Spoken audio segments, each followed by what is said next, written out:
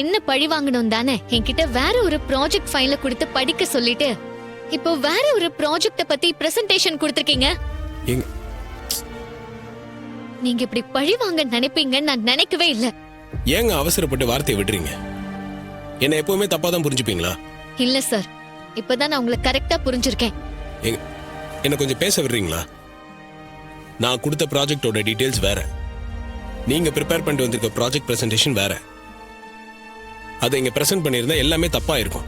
அதுக்காக தாங்க நான் ப்ராஜெக்ட் பிரசன்ட் பண்றேன்னு சொன்னேன். சார், அது நீங்க கொடுத்த ஃபைல் தானே, அப்புறம் எப்படி அதுல இருக்கிற ப்ராஜெக்ட் டீடைல்ஸ் மாறும்? முதல் நாள் லெட்டரை வச்சு அசிங்கப்படுத்துனீங்க, இன்னைக்கு ஃபைல மாத்தி அசிங்கப்படுத்துறீங்க, அப்படிதானே? ஏங்க, நான் கொடுத்த ஃபைல்ல இந்த டீடைல்ஸ் எல்லாம் எப்படி மாறுச்சுன்னு எனக்கு தெரியல.